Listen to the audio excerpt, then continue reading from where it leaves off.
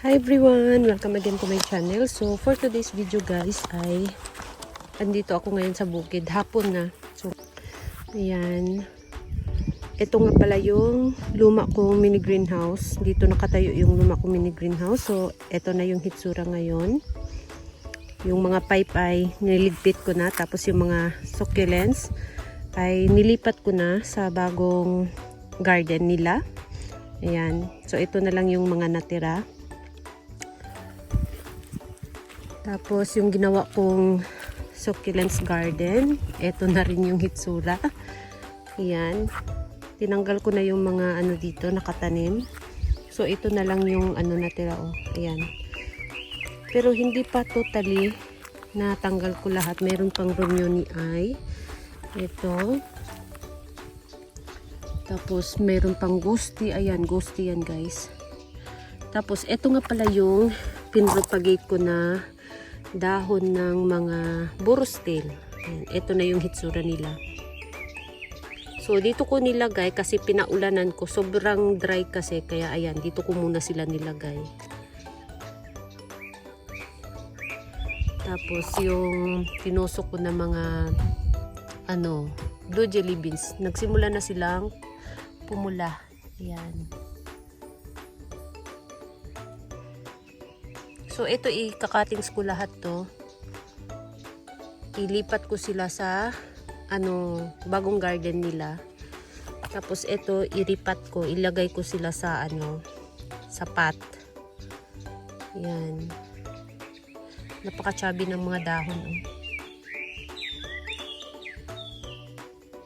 So ito is pinropagate ko nung mga bandang yata May.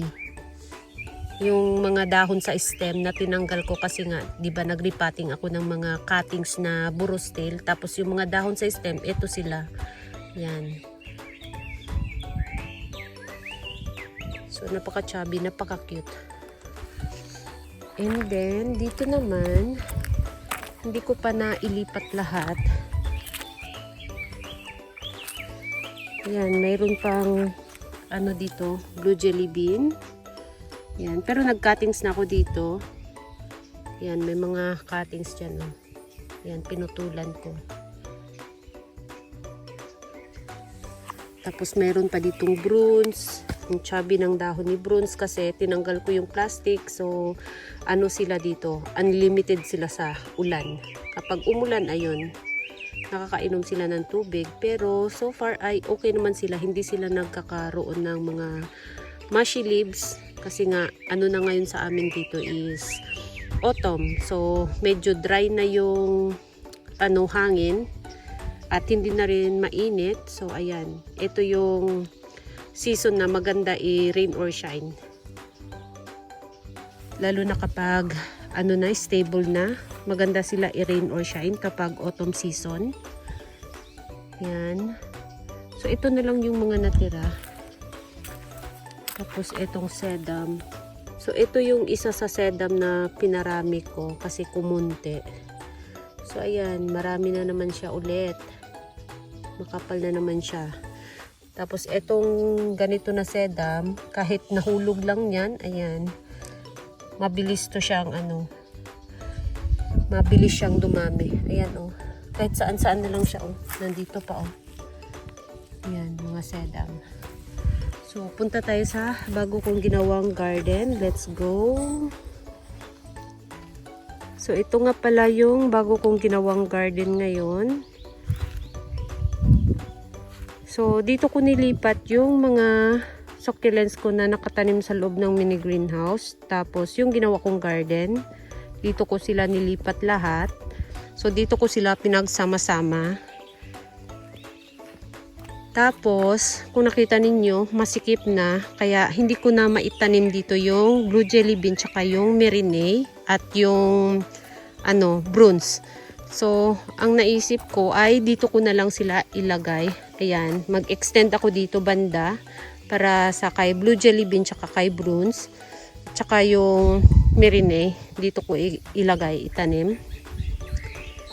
So, nung nakaraan is pinakita ko na sa inyo to, pero dito pa lang hanggang dito pa lang yata yung may tanim kay banda kay Pinkberry. Hanggang dito pa lang. Tapos banda doon sa gitna yung mga Marcos. Ayan, mga Marcos yan dyan banda.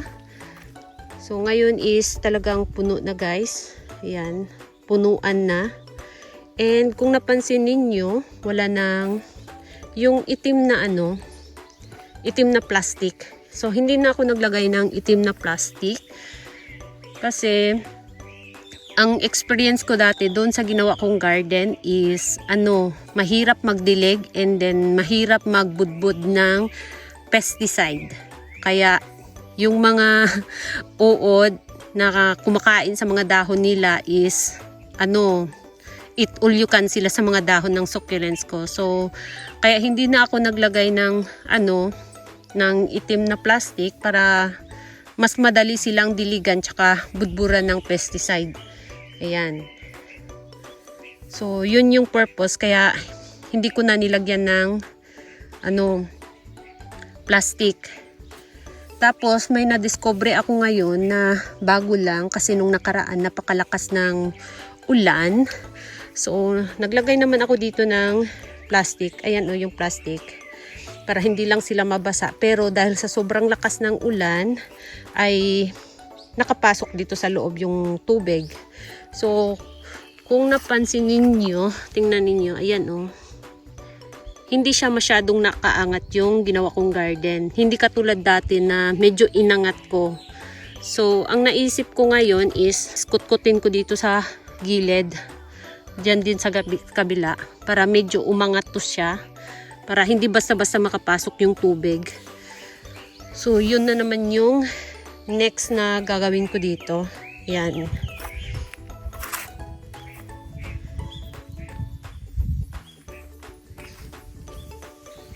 So ito pumula na siniksa na medyo matigas yung dahon niya ngayon.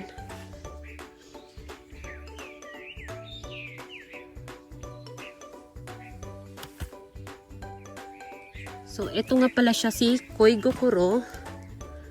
Yan si Koigokuro. Nagpipink na yung dahon niya. Yan, maganda na yung dahon niya. Lalo na sa hapon, maganda sila tingnan kasi yung init is patagilid na. So, yung tip nila maganda tingnan sa hapon. Ayan tingnan niyo. Kasi patagilid yung ngayon, sikat ng araw, patagilid. Kaya mas maganda sila tingnan sa hapon. So, si Robra nga pala to. Tapos, si PVN. Tapos, si Ellen. Yan, nagchachabi si Ellen. Tapos, ito medyo maselan to siya sa winter. Yan, si Harumoy or si Alice Evans. Yan, medyo maselan to siya sa winter.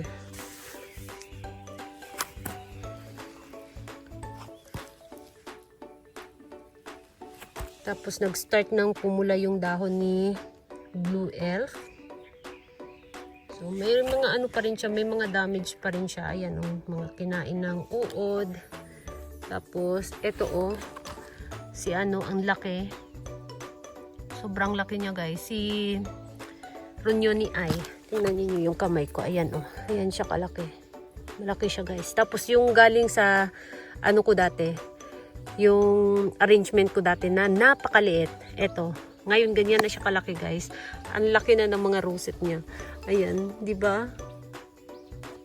Parang kailan lang na sobrang liit nila. Ngayon sobrang laki naman.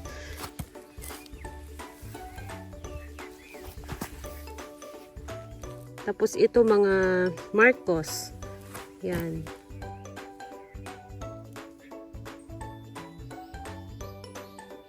Si Little Beauty. Tapos mga jelly bean. Yan, kinatings ko yung mga jelly bean tapos dito ko tinusok. Kasi mahirap mahirap ilipat yung talagang puno siya, yung buong puno na ilipat ko siya dito, mahirap. So kinatings ko na lang. Yan, nagpulahan na yung mga blue jelly bean. Tapos, si Very Higgins na kalbo. Yan. Tapos, may mga ano ako dito nilagay, mga krasula. Ayan. Galing to siya sa loob ng mini greenhouse ko dati. Ito mga krasula. Pati ito, oh.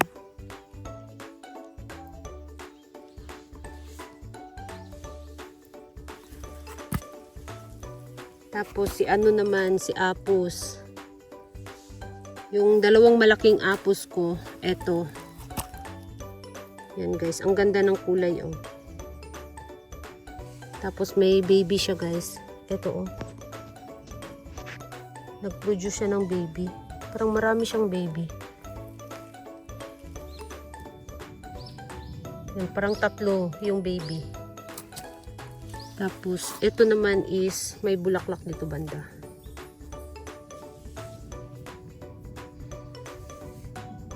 Ayan, krasula ulit. So, dito banda is mga krasula. Pinagsama-sama ko dito sa gitna.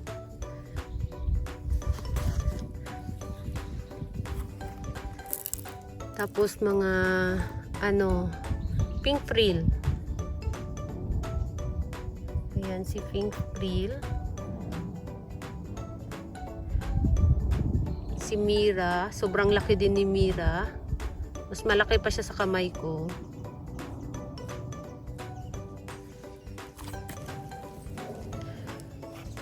Tapos, si Ghosty. Ayan, ang ganda na ng kulay ni Ghosty, oh. Pink na siya. So, tingnan niyo, oh. Basa pa rin hanggang ngayon. Yung banda dito. Ayan, basa pa rin yung lupa.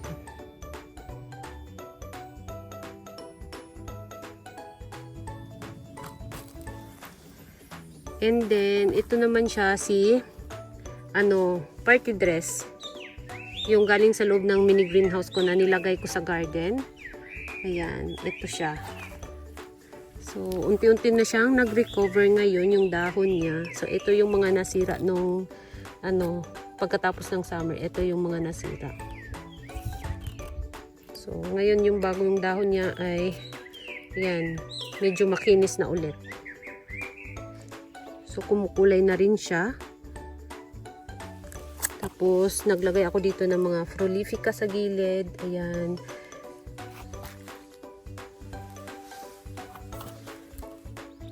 Tapos, si Takasago no Ukin na. Ito yung galing sa loob ng mini greenhouse ko na nasira. Ayan. Ganito lang siya ngayon kaliit, guys.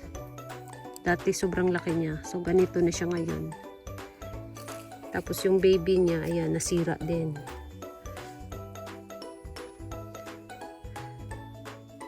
Tapos si Campfire, nagsimula na siyang pumula.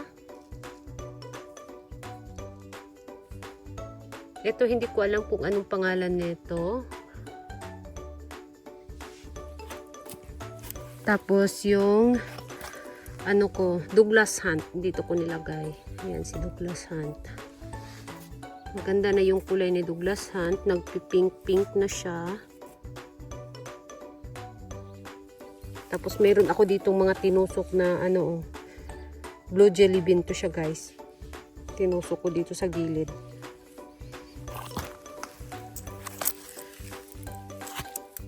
Tapos mga ano, bronze. Ito siya galing sa loob ng mini greenhouse ko.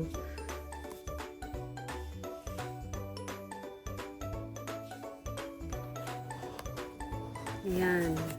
So, ito palang si Douglas Hunt talaga is ang laki na ng space yung ano niya, inukupan niya.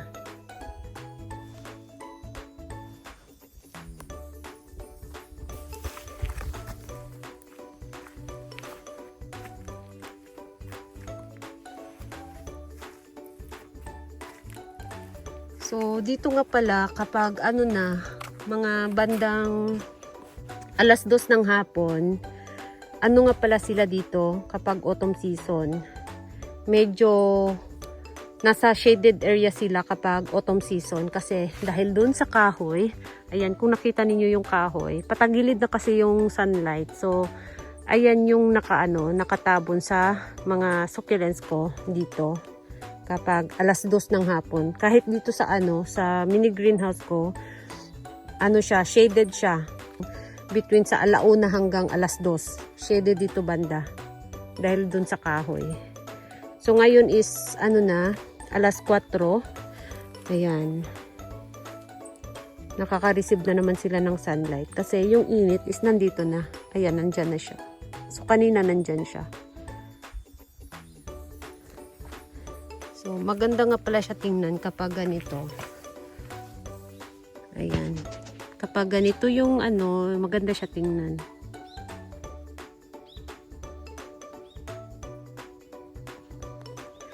So, lalo na siguro kapag maglakihan na sila, medyo kailangan talaga nila ng maintenance kapag medyo malaki na sila. Maintenance sa pest, maintenance din sa pagbunot ng mga damo.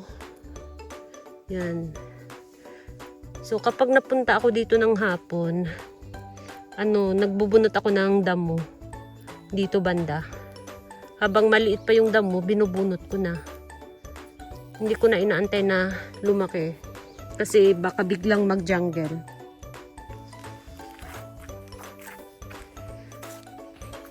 So, yun lang guys. Yung bagong hitsura sa ginawa kong succulents garden ngayon. Napakahaba. Ayan. So, yun lang guys. Thank you so much for watching and please don't forget to subscribe and like to my channel. Sa hindi pa nakapag-subscribe, please subscribe my channel at i-click nyo na rin ang bell button para ma-update kayo pag nag-upload ako ng bagong video. Thank you so much for watching and see you on my next video. Bye-bye!